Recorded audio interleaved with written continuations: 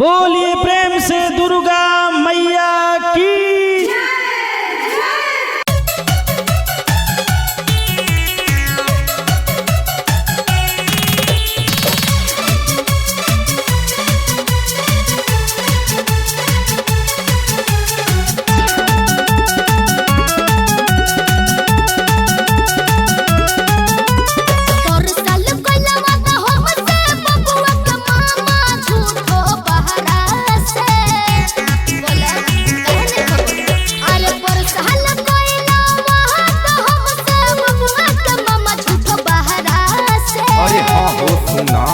फिकिर ना कर भगिनवा के फुआ, फिकिर ना कर भगिनवा के फुआ, फिकिर ना कर भगिनवा के फुआ, घुमाई मेला दशहरा के। फिकिर ना कर भगिनवा के फुआ, घुमाई मेला दशहरा के। और आ जाइबो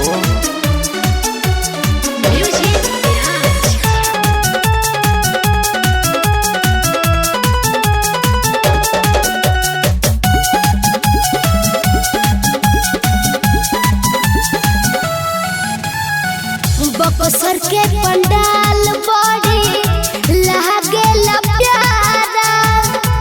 तो तोहर श्रद्धा बुराइब हम सारा। सही बोला तानी ना। अरे हाँ हो बक्सर के पंडाल बड़ी लागेला प्यारा। तो तोहर श्रद्धा बुराइब हम सारा।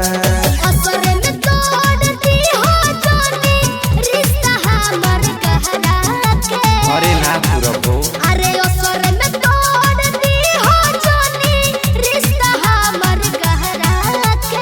फिकिर ना कर भगिनवा के फुआ, फिकिर ना कर भगिनवा के फुआ, फिकिर ना कर भगिनवा के फुआ, घुमाई मेला दशहरा के। फिकिर ना कर भगिनवा के फुआ, घुमाई मेला दशहरा के। तब तो ठीक बा। ओहो तू बुझब कहे नहीं तू।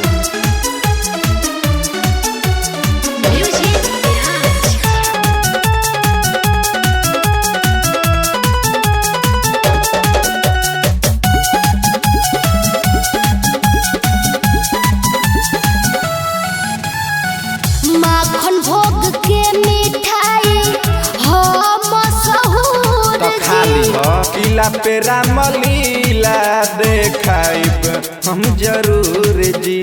अच्छा ठीक बाजी।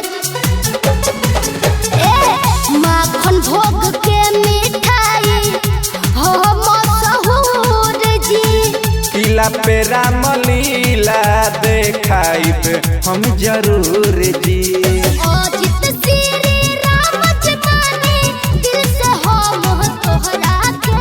तो जानते बानी। अरे अजित श्री रहमत मानी दिल से हम तोहरा के। फिकिर ना कर भगिनवा के फुआ, फिकिर ना कर भगिनवा के फुआ, फिकिर ना कर भगिनवा के फुआ, घुमाई मेला दशहरा के। फिकिर ना कर भगिनवा के फुआ, घुमाई मेला दशहरा के। हाँ तब जल्दी से आ जाए। ठीक बा।